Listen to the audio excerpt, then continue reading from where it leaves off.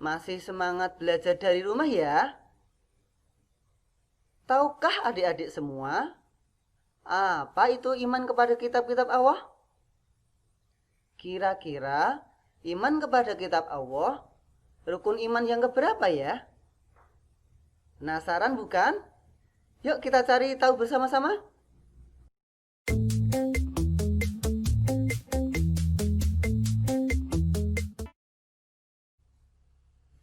Assalamualaikum warahmatullahi wabarakatuh.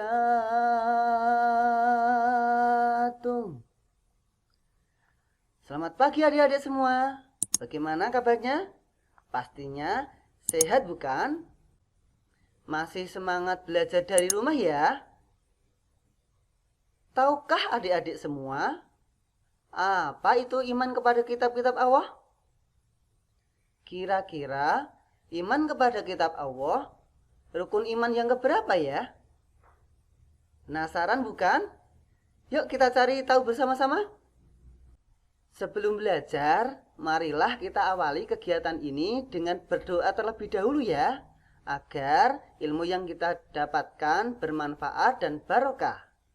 Tirukan Pak Guru ya. A'udzu billahi minasyaitonir rajim. Bismillahirrahmanirrahim. Alhamdulillahi rabbil alamin. Ar-Rahmanir Rahim. Maliki yaumiddin. Iyyaka na'budu wa iyyaka nasta'in. Ihdinas siratal mustaqim. Siratal ladzina an'amta 'alaihim ghairil maghdubi 'alaihim waladdallin. Allahumma aftah 'alaina hikmatak wanshur 'alaina rahmatak ya arhamar rahimin. Ya Allah, bukakanlah untuk kami hikmah-Mu dan taburkanlah kepada kami rahmat-Mu. Wahai Tuhan yang Maha Pengasih. Amin. Pada pertemuan kali ini, kita akan belajar tentang iman kepada kitab-kitab Allah. Adik-adik semua, pasti tahu kan berapa jumlah rukun iman? Ya, betul sekali. Rukun iman ada 6. Jangan sampai kebalik-balik ya. Oke, rukun iman yang pertama adalah iman kepada Allah. Berikutnya, rukun iman yang kedua yaitu iman kepada malaikat-malaikat Allah. Rukun iman yang ketiga yaitu iman kepada kitab-kitab Allah. Betul sekali. Rukun iman yang keempat yaitu iman kepada betul. Iman kepada rasul-rasul Allah. Berikutnya, iman yang kelima adalah rukun iman yang kelima adalah iman kepada hari kiamat. Dan yang terakhir apa coba? Iya, betul sekali. Rukun iman yang terakhir adalah iman kepada qada. Oke, kembali ke laptop ya. Pada kesempatan kali ini, kita akan belajar iman kepada kitab Allah. Tadi adalah rukun iman yang keberapa? Betul, rukun iman yang ketiga. Kitab Allah itu apa saja ya? Terus, kitab itu artinya apa ya? Oke, kita cari tahu yuk. Kitab berasal dari bahasa Arab yang artinya adalah buku. Maka kitab Allah berarti buku Allah. Apa maksudnya? Maksudnya yaitu buku atau wahyu yang berasal dari Allah. Dinamakan kitab atau buku karena apa? Karena bentuknya seperti buku, berupa lembaran-lembaran yang di dalamnya tertulis ajaran-ajaran yang diwahyukan oleh Allah Subhanahu wa taala. Kemudian disampaikan kepada rasulnya untuk diajarkan kepada umatnya. Jadi, kitab Allah adalah ajaran-ajaran yang bersumber dari Allah, kemudian diwahyukan oleh malaikat Jibril untuk disampaikan kepada rasulnya. Dan para rasul bertugas untuk mengajarkan kitab suci tersebut kepada umat manusia pada zamannya masing-masing ya. Oke, lanjutnya kita akan belajar nama-nama kitab Allah dan Rasul penerimanya. Oke, kitab Taurat diwahyukan kepada Nabi Musa alaihissalam.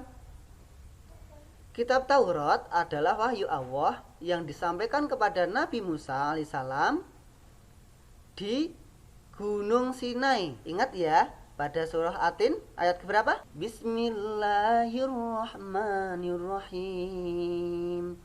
Wattini wazzaitun waturi sinin.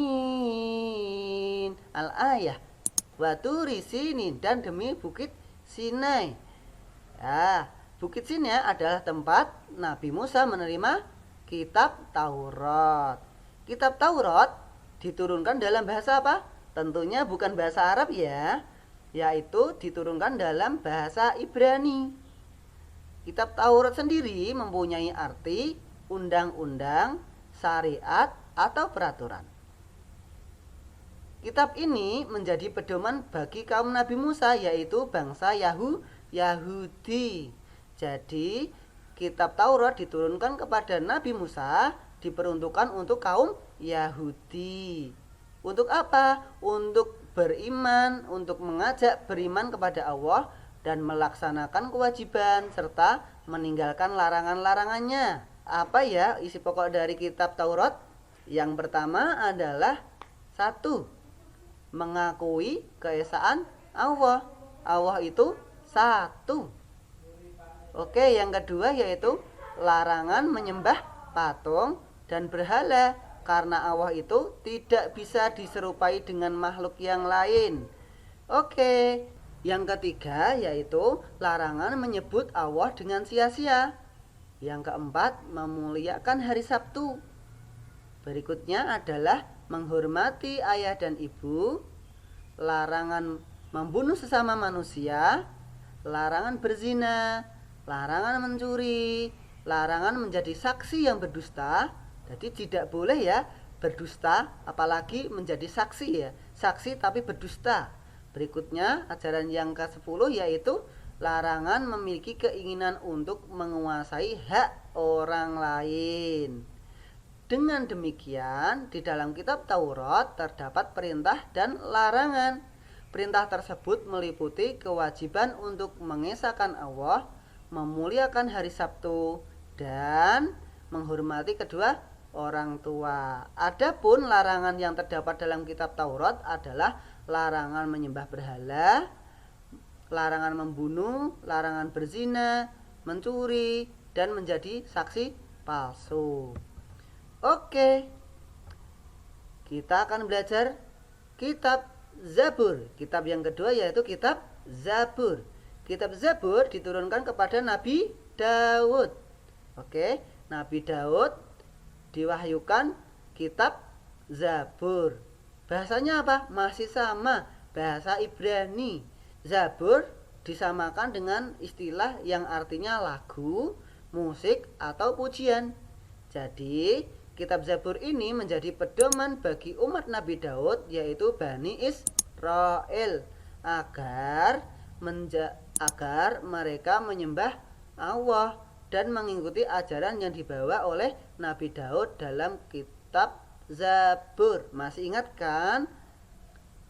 Nabi Daud itu dikaruniai apa? Yang pertama adalah kitab Zabur. Yang kedua adalah suaranya yang sangat indah sekali. Maka diberi kitab Zabur, yang artinya lagu, musik, atau pujian. Oke, berikutnya apa ya isi dari kitab Zabur?